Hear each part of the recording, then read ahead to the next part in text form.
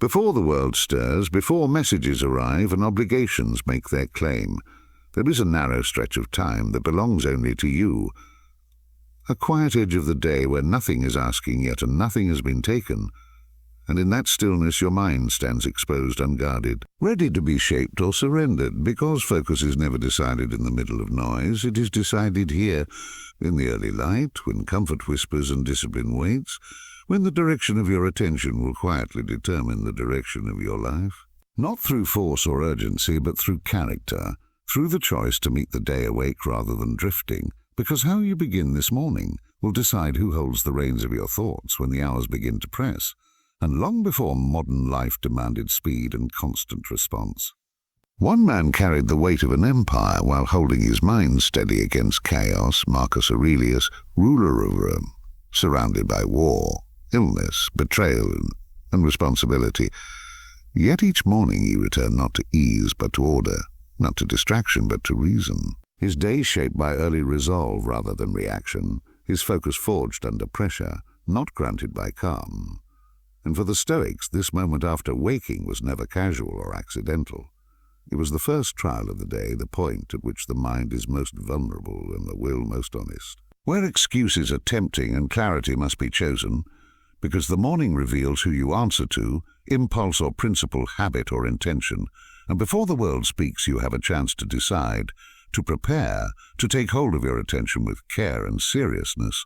And within this quiet space lie lessons tested by time, lessons that do not shout, that do not promise shortcuts but ask for steadiness, responsibility and courage, lessons that begin here, before anything else, where focus is not about doing more, but about becoming someone who governs themselves first. At dawn, before the day presents itself as manageable or kind, Marcus Aurelius reminded himself of a harder truth, writing plainly, "I will meet interference, ingratitude, arrogance, disloyalty, ill will, and selfishness, not as pessimism but as preparation," because the Stoics understood that expecting a smooth morning weakens the mind before the first challenge even arrives.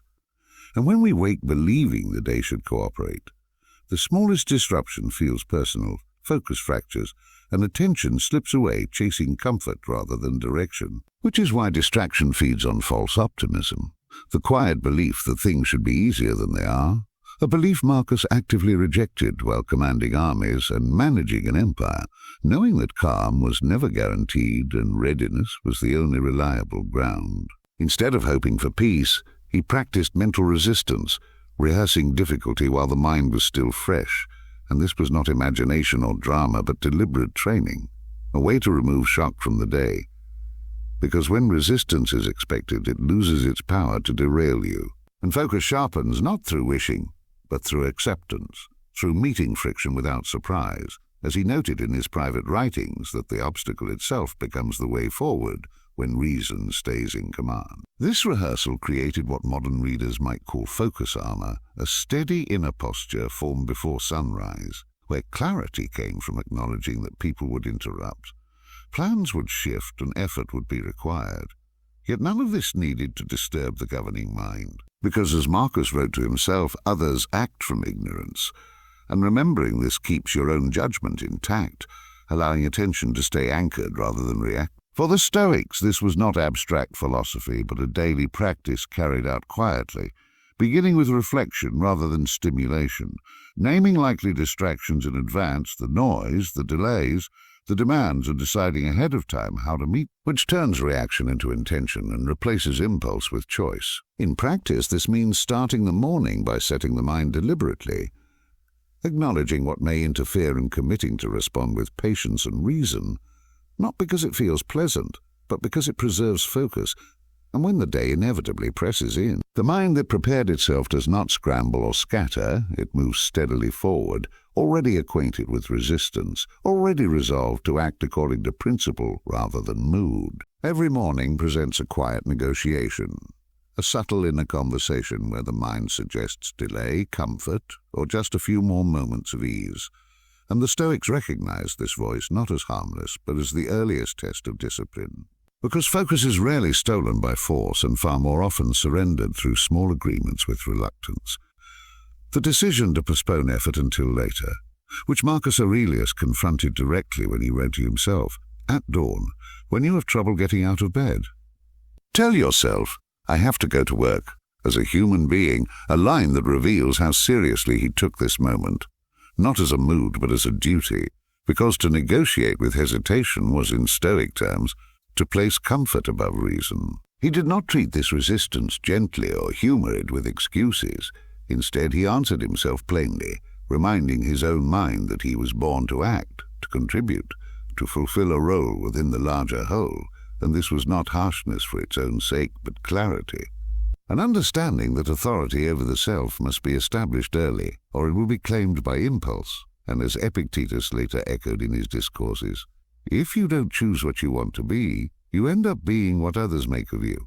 A warning that begins at the first decision of the day. Marcus addressed himself as a commander would address a soldier without bargaining or indulgence, because focus to the Stoics was obedience to reason rather than obedience to feeling, and once that line was crossed in the morning, the rest of the day followed its lead. Establishing this authority meant rising without emotional debate, acting before comfort could frame an argument, and moving the body while the mind learned to follow, a practice grounded in self-respect rather than punishment, because each time you act according to principle instead of preference, you reinforce the truth that you govern yourself. In this way, focus becomes more than attention, it becomes identity, a quiet certainty built through action, where the mind learns that it does not need negotiation to do what is right, only direction, and once that direction is set early, the day no longer pulls you apart. It falls into order around you. To the Stoics, attention was never neutral or unlimited. It was power, and whoever controlled it controlled the person, which is why distraction was treated not as inconvenience, but as a form of external rule, a quiet transfer of authority from reason to whatever demanded notice first. And Marcus Aurelius warned himself repeatedly that the mind must remain its own guardian, writing that the soul becomes dyed by the quality of its thoughts. A reminder that what you allow into your attention shapes who you become, because when focus is scattered, agency dissolves, and the day begins to dictate terms rather than receive them. This fear of mental invasion was grounded in lived reality, not theory, as Stoic teachers observed how easily attention is pulled by noise, opinion, and urgency, and how quickly judgment weakens when the mind is crowded, which is why Epictetus told his students, "If you want to improve, be content to be thought foolish and stupid," pointing to the discipline of refusing unnecessary input, because every unexamined impression competes for command. Marcus described this discipline as building an inner citadel, a protected place within that cannot be breached by chaos or persuasion, and he returned to this image often during military campaigns, reminding himself that while the body could be surrounded, the mind need not be occupied without consent, especially in the morning when defenses are lowest and impressions arrive before intention is fully awake. For the Stoics, focus was not about effortful strain, but about protection, the steady refusal to grant access to anything that did not serve reason, and this meant choosing one mental direction early and holding it firmly, rather than allowing the senses to scatter attention across trivial concern. In practice, this discipline looks simple but demanding, reducing noise, limiting exposure, and stripping the morning of excess, because simplicity was not minimalism for style, but clarity for survival, a way to ensure the mind remained whole rather than fragmented. When attention is guarded in this way, focus stops feeling like force and begins to feel like order, a calm strength that comes from knowing what deserves entry and what does not. And once that boundary is set, the day may press in, but it does not take control, because sovereignty has already been claimed. Outcome anxiety enters quietly in the morning, when the mind reaches forward to measure results before any work is begun, and the Stoics warned that this habit fractures attention, because it pulls effort away from what is in your control and ties it to what is not, which is why Epictetus stated clearly in the Enchiridion, "Some things are up to us and some things are not," a line meant to be applied at the start of the day, not after it goes wrong, because when focus is burdened with imagined outcomes, it becomes restless, divided, and fragile, while pressure replaces presence and the simplest task feels heavier than it needs to be. Marcus Aurelius governed with this understanding, writing to himself, Do what nature demands of you, get on with it, and don't turn aside, knowing that victories, praise, and even survival were uncertain, yet duty remained constant.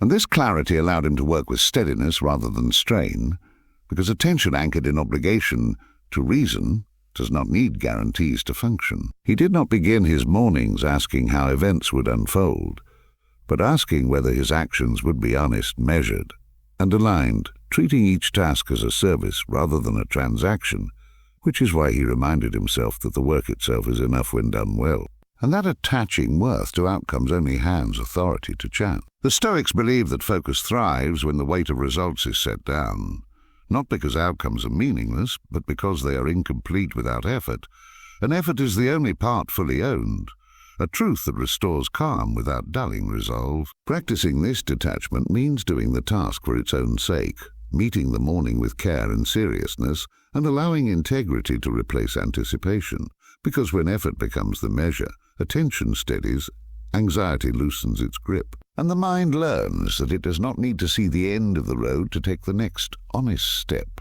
The Stoics returned again and again to one steady reminder, memento mori, not to darken the mind but to clear it, because when time is understood as limited, attention stops wandering toward the trivial and settles naturally on what matters. And Marcus Aurelius wrote with plain honesty, "You could leave life right now, let that determine what you do and say and think. A line meant to be read in the morning, when the day is still open and choices still belong to you, because awareness of mortality does not weaken focus. It removes delay, turning the ordinary hours after waking into something deliberate rather than automatic." For the Stoics, death was not a distant idea, but a daily reference point used to sharpen presence. And this is why Marcus reminded himself, do not act as if you were going to live 10,000 years, not as a warning, but as a call to clarity, because when time is treated as guaranteed, attention drifts toward comfort and excess, but when time is seen as borrowed, the mind becomes precise, choosing care over noise and meaning over distraction. His reflections on impermanence were written while ruling an empire, surrounded by uncertainty, illness, and war, yet he returned each morning to the same truth, that life moves quickly and nothing waits, which is why focus must be claimed early, not out of fear, but out of respect for the hours given. This understanding transformed the morning into something almost sacred, a place where excuses lose their strength and unnecessary concerns fall away, because when the mind remembers that today is not owed, it naturally asks better questions about how attention is spent. Using mortality as focus fuel means choosing what matters immediately, removing what does not serve purpose or character, and beginning the day with intention rather than drift, because clarity comes when you stop assuming there will be more time later. In this way, the Stoics did not rush the day or cling to it. They lived it deliberately, meeting the morning awake, aware and resolved to use what was given before it quietly moved on. What remains after these lessons is not urgency or force, but command, the kind that does not raise its voice yet shapes every choice that follows. Because focus was never meant to be intensity held together by strain. It is alignment, the steady agreement between what you value and how you act. And the Stoics believed this alignment was the highest form of freedom. As Marcus Aurelius wrote, "If you're distressed by anything external, the pain is not due to the thing itself, but to your estimate of it," reminding himself that rule begins inside quietly before the world speaks. When the morning is approached this way, it becomes the place where self-rule is either claimed or surrendered, not through grand declarations, but through simple decisions made early. The decision to rise with purpose, to guard attention, to act without bargaining, to work without attachment, and to remember time's limits because character is not revealed under pressure alone.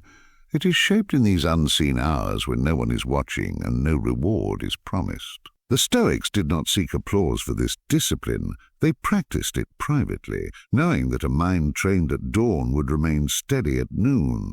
And this is why Marcus reminded himself, waste no more time arguing what a good man should be one. A line that closes the gap between thought and action without drama. In this quiet command, focus becomes the natural outcome of order rather than effort, a calm authority that does not chase control but exercises it where it belongs, within judgment, intention, and response. The morning, then, is not a race or a test of willpower. It is a meeting with yourself where alignment is set and the rest of the day follows its lead, and when that alignment is true, nothing more needs to be said, because the work continues in silence, steady, deliberate, and complete.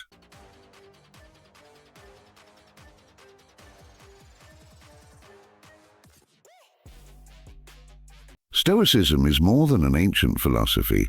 It is a guide for how to navigate a world full of distraction, demand, and constant noise. Marcus Aurelius, the emperor who ruled Rome while waging war on multiple fronts, wrote in his meditations that you have power over your mind, but not outside events. Realize this and you will find strength. These were not idle words. They were instructions to train the mind like a soldier trains his body to cultivate focus under pressure, to respond with clarity rather than reaction. Every thought, every impulse, every choice could be examined and directed, and through daily practice, focus became not something accidental, but deliberate, unshakable. Seneca advised, "A true happiness is to enjoy the present, without anxious dependence upon the future, a call to anchor attention in the moment, to prioritize what is within reach and release what is not." In our modern lives, where notifications, emails, and endless obligations pull our attention in every direction, Stoicism remains startlingly relevant. It teaches that focus is a muscle, one strengthened through repetition, reflection, and deliberate choice, and that even amidst chaos, the mind can be a calm, clear instrument. Today, you will begin to see focus not as fleeting concentration, but as an art, a skill honed by centuries of thought, observation, and disciplined living, a force that can transform not only how you work, but how you live. The start of your day is more than a routine. It is the first deliberate act of control over your mind. Rising early before the noise of the world intrudes is a practice Marcus Aurelius himself embraced, a time to claim clarity and set the tone for the hours to come. In those quiet moments, meditation is not merely sitting still. It is a training ground for focus, a chance to observe thoughts without judgment and return attention to the present. Journaling, as Aurelius did in his meditations, allows you to clarify intentions, to write down the priorities that matter, and release the clutter that distracts, a tool for turning the mind from passive drift to active guidance. The Stoics also practiced negative visualization, imagining potential obstacles not to dwell in fear, but to prepare the mind, to anticipate challenges and respond calmly rather than react impulsively. Before opening your phone or checking emails, you fortify your attention, recognizing that the first moments of the day shape your energy and focus far more than the endless notifications that follow. Hydrating and nourishing the body is equally vital. The mind and body are inseparable, and clarity cannot flourish on fatigue or neglect. Silence itself becomes a weapon, sharpening awareness, strengthening the ability to hold attention without distraction. Simple movement, whether stretching, walking, or light exercise, invigorates both body and mind, aligning energy with purpose. Finally, returning to a daily Stoic quote, a phrase from Marcus, Seneca or Epictetus anchors the day in wisdom, reminding you that focus is not fleeting but cultivated, a skill strengthened each morning through deliberate conscious practice. By mastering these rituals, you claim not only your attention, but the power to shape your day, your mind, and ultimately your life. The mind, like a garden, requires constant tending, and the discipline to observe without judgment is the first step in cultivating clarity. Epictetus reminded us that we do not control events, only our responses, and by noticing distractions, naming them, and allowing them to pass, we reclaim the energy that would otherwise be scattered. Focus on a single task, as Marcus Aurelius advised, and the mind grows sharper, capable of depth rather than shallow attention spread thin. Growth comes through discomfort, and every challenge you face is an opportunity to train endurance, patience, and self-mastery, much as the Stoics practiced voluntary hardship to strengthen character. Writing down mental clutter is not indulgence. It is a method to release what the mind clings to unnecessarily, creating space for thoughtful action. Limiting multitasking and respecting your natural attention span allows you to honor the power of concentrated effort, understanding that quality always surpasses quantity. Mindful breathing under stress anchors the present moment, stabilizing emotions and enabling clearer decisions when external pressures threaten to overwhelm. Reflection each night on victories, mistakes, and lessons transforms experience into wisdom, and visualizing success in careful detail primes the mind to recognize the steps needed for achievement. Recognizing the impermanence of obstacles reminds you that even the heaviest burdens are temporary, while patience, cultivated daily, becomes a source of quiet strength. Accepting what lies outside your control, avoiding idle gossip and mental noise, and practicing gratitude for what is present reduce internal friction and sharpen focus. Finally, deliberate pauses before decisions give your mind the space to weigh action thoughtfully, turning instinct into intention and reactive impulses into purposeful choices. Each practice strengthens not just focus but resilience, proving that mental discipline is the foundation upon which every achievement, every calm response, and every moment of clarity is built. Your environment is the silent architect of your focus, shaping your attention more than you often realize, and the first step is to declutter both your workspace and your mind, as the Stoics understood that external order reflects internal clarity. Marcus Aurelius wrote, "If it is not right, do not do it. If it is not true, do not say it." A reminder that our surroundings should support purpose and truth rather than distraction and chaos. Turning off notifications on your phone or computer is not avoidance, but protection of the fragile resource that is your attention, while creating specific work zone signals to the mind when it is time to focus and when it is time to rest. Hydration and nourishment are simple yet essential tools, maintaining energy and mental clarity so that the mind can sustain deep concentration without fatigue. Establishing a ritual before beginning a task, whether it is a moment of silence, a journal entry, or a few deliberate breaths, signals to your brain that focus is expected, preparing it to perform at its peak. Natural light enhances alertness, while carefully chosen ambient music can mask distractions without overloading the senses, creating an atmosphere conducive to sustained attention. Scheduling deep work sessions during your peak energy hours, breaking complex projects into micro goals, and visually tracking progress all provide both structure and motivation, ensuring momentum is maintained even through long or challenging tasks. Batching similar tasks reduces mental switching, while brief movement breaks reset the mind and body, improving clarity for the next task. Aligning daily actions with personal values reinforces purpose. Surrounding yourself with others who embody focus strengthens habits. And eliminating digital clutter ensures that the attention you cultivate is protected from unnecessary friction. By engineering both your environment and your habits with intention, focus becomes not only possible but reliable, transforming the external world into an ally in the pursuit of mental mastery. The final moments of your day hold as much power as the first, and ending it with reflection rather than screens allows the mind to process, integrate, and release the noise accumulated from hours of effort. Marcus Aurelius wrote, "Waste no more time arguing about what a good man should be. Be one, a reminder that daily practice, not intention alone, defines mastery. Mentally rehearsing obstacles prepares you for the unexpected, giving you a calm, reasoned response when challenges arise, while pausing before fleeting temptations ensures that impulse does not overrule purpose. Seeking discomfort, whether through deliberate challenges or stepping beyond comfort zones, expands resilience and sharpens focus, teaching the mind to thrive under strain rather than collapse under it. Journaling your insights, victories, and failures captures lessons that might otherwise vanish, creating a map of progress that guides every subsequent action. While applying the Stoic dichotomy of control daily, understanding what you can and cannot influence keeps energy directed where it matters most. Committing to continuous learning and visualizing your ideal discipline self-shapes both identity and behavior, reinforcing habits through repeated mental rehearsal, and mentoring or teaching focus to another person solidifies understanding, while spreading the principles of clarity and attention. Repetition without excuse is the ultimate exercise in mastery. Focus is strengthened not through chance, but through deliberate, unrelenting practice, day after day, until it becomes as natural and unshakable as breathing. By embedding these strategies deeply into your life, attention ceases to be a fragile commodity and becomes a reliable, cultivated force, capable of cutting through distraction, aligning action with purpose, and allowing you to move through the world with clarity, intention, and power. Focus is not something we stumble upon.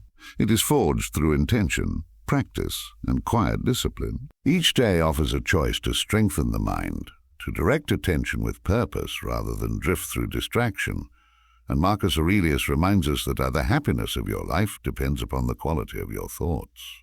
Life will present tests, interruptions, and endless demands. But when the mind is trained, when attention is protected and cultivated, you move through the world not as a passenger carried by circumstance, but as a master navigating with clarity and resolve. Today is the moment to take the first deliberate step to select a single strategy from these 50, to commit to action, and to witness how even one choice can sharpen both focus and character.